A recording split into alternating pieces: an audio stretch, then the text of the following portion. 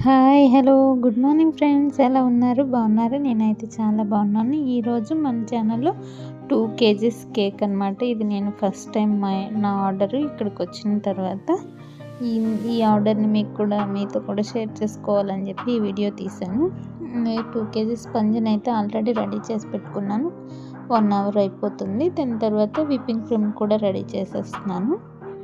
చూడండి, whipping cream ఈ విధంగా స్ట్రక్చర్ అనేది రావాలన్నమాట. అప్పటి వరకు మీరు విప్ చేసుకోవాలి. విప్పింగ్ క్రీమ్ ఏ విధంగా లిక్విడ్ ఫామ్లో ఉండేటప్పుడు మీరు విప్ చేసుకుంటే ఇంత మంచి స్ట్రక్చర్ వస్తుందన్నమాట. ఎప్పుడు విప్పింగ్ క్రీమ్ని లిక్విడ్ ఫామ్లో ఉంటుండగానే కూల్గా కూడా ఉండాలి అట్ ద సేమ్ టైం. ఆ విధంగా మీరు తీసుకోవాలి. తర్వాత చూడండి, కేక్ స్పంజ్ ఎంత ఈజీగా డిమోల్డ్ అయిపోతుందంటే ఈ బటర్ పేపర్ వేసుకోవటం వల్ల మీకు ఈజీగా డిమోల్డ్ అవుతుంది. మీరు తీసుకునే దానికి ఇబ్బంది పడదు. చూడండి, చాకుతో అలాగా 4 ప్లేసెస్లో కొద్దిగా డాట్స్ పెట్టుకున్నాను. 4 లేయర్స్గా కట్ చేసుకుంటున్నాను దీన్ని. ఇది 9 ఇంచ్ కేక్ ట్రేలో చేశాను. 2 kgs అనమాట. 4 లేయర్స్ ఈజీగా కట్ చేసుకోవచ్చు. మంచిగా కట్ అవుతుంది. ఆ స్పంజ్ అన్నది నీట్గా ఉంటుందని నేను ఇంకా 4 లేయర్స్గా కట్ చేసుకున్నాను. మీకు లేదు అనుకుంటే 3 లేయర్స్గా కట్ చేసుకోవచ్చు. యువర్ చాయిస్ అనమాట. నేనైతే 4 లేయర్స్గా కట్ చేసుకున్నాను. ఈ 4 లేయర్స్ని ఏ విధంగా విప్పింగ్ చేసుకోవాలి, ఐస్ క్రీమ్ పెట్టుకోవాలి అన్నది నేను డీటెయిల్గా చూపిస్తాను. చూడండి, స్టెప్ బై స్టెప్ ఎక్కడ స్కిప్ చేయకుండా చూడండి. వీడియో స్కిప్ చేస్తే మళ్ళీ మీకు అర్థం అవ్వదన్నమాట. అప్పుడు ఏమవుతుందంటే ఏం చెప్తున్నానో మీకు తెలియదు. అప్పుడు మళ్ళీ క్వశ్చన్ చేస్తూ ఉంటారు మాటలు. అలా కాకుండా నీట్గా లాస్ట్ వరకు స్కిప్ చేయకుండా చూడండి. బిగినర్స్కి అయితే చాలా ఉపయోగపడుతుందని అనుకుంటున్నాను. ఇప్పుడు ఫస్ట్ లేయర్ పైన మిల్క్ మేడ్లో కొద్దిగా వాటర్ కలుపుకొని దాన్ని నేను యూజ్ చేశాను అనమాట. యాక్చువల్లీ షుగర్ వాటర్ యూజ్ చేస్తారు. నేనైతే మిల్క్ మేడ్ని కొద్దిగా యూజ్ చేశాను. కొద్దిగా బటర్ టేస్ట్ ఉంటుందని. అలా సోక్ చేసుకున్న తర్వాత విప్పింగ్ క్రీమ్ కొద్దిగా తీసుకొని ప్యాటిల్ నైఫ్తో నీట్గా స్ప్రెడ్ చేసుకోవాలి. నేను స్పీడ్లో పెట్టి చూపిస్తున్నాను, అయినా మీకు అర్థమవుతుందని అనుకుంటున్నాను. చూడండి, ఇప్పుడు సెకండ్ లేయర్ కూడా అలాగే వేసుకొని ఈ మిల్క్ మేడ్ వాటర్తో సోప్ చేసి పెట్టేసుకుంటాం అన్నమాట. ఇప్పుడు దీని తర్వాత సెకండ్ లేయర్ పైన కూడా సేమ్ క్రీమింగ్ చేసుకుంటాము.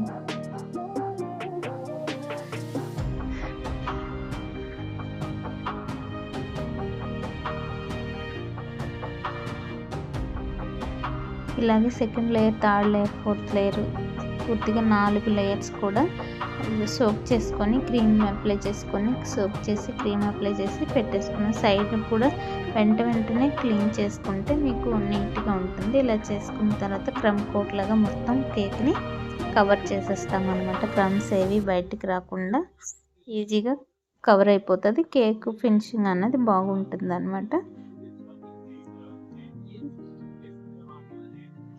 థర్డ్ లేయర్ తీసుకున్నాను చూడండి. సేమ్ థర్డ్ లేయర్ పైన కూడా అలాగే చేసుకొని ఫోర్త్ లేయర్ పైన కూడా ఆ విధంగా చేసుకొని ఇప్పుడు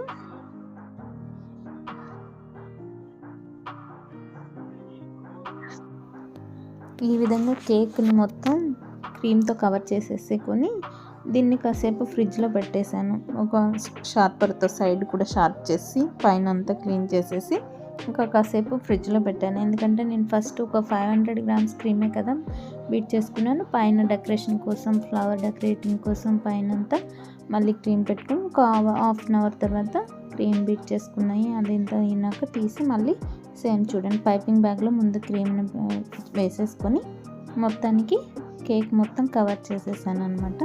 ఇది ఒక ఈజీ టిప్ అనమాట. మీరు ఈజీగా కేక్ క్రీమ్ పెట్టుకునేదానికి మంచి టిప్గా యూజ్ అవుతుంది. పైపింగ్ బ్యాగ్ని యూజ్ చేయటం వల్ల ఈజీగా మీరు చేసుకోవచ్చు. ప్యాటిల్ నైఫ్తో చేసేటప్పుడు కొద్దిగా కష్టంగా ఉంటుంది. అదే బిగినర్స్కి అయితే చాలా మంచి టిప్పు. పైపింగ్ బ్యాగ్లో వేసేసి నోజిల్ లేకుండా తీసేసి ఆ హోల్ నుంచి మీరు నీట్గా అప్లై చేసుకుంటే ఈవెన్గా అప్లై అయిపోతుంది అన్నమాట. చూడండి, షార్పర్తో షార్ప్ చేసేసాను సైడ్. అంత షార్ప్గా వచ్చింది కదా, నీట్గా అనిపిస్తుంది. ఇప్పుడు పైన ఎడ్జెస్ కూడా ఎప్పుడు ప్యాటిల్ నైఫ్ని లోపల నుంచి బయటకు కాకుండా బయట నుంచి లోపల వైపుకి లాక్కోవాలన్నమాట. అప్పుడు ఏమవుతుందంటే మీకు ఎడ్జెస్ కరెక్ట్గా వస్తుంది. ఎక్కడెక్కడ మనకి ఎడ్జెస్లో తక్కువ ఉంది అనిపిస్తే అక్కడ కొద్దిగా అప్లై చేసుకుంటూ మళ్ళీ షార్పర్తో నీట్గా క్లీన్ చేసేసాను.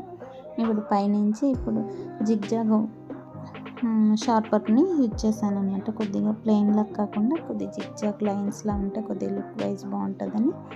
చూడండి పైన అంతా క్లీన్ చేసేసుకున్నాను నీట్గా. ఎడ్జెస్ అన్నది కరెక్ట్గా వచ్చేటట్టు చేసుకుంటే మీకు కేక్ లుక్ బాగుంటుంది. ఇది ఫ్రీ హ్యాండ్తో సింపుల్గా ఏది దబా చేయకుండా కరెక్ట్గా అడిచిపెట్టుకోకుండా నీట్గా ఫ్రీ హ్యాండ్తో పైన అలా క్లీన్ చేసుకోవాలి. ప్యాటిల్ నైఫ్ని పెట్టి ప్యాటిల్ నైఫ్తో మీరు అడిచిపెట్టి లాగితే మీకు క్రీమ్ నైఫ్కి తగులుకునేసుకుంటుంది.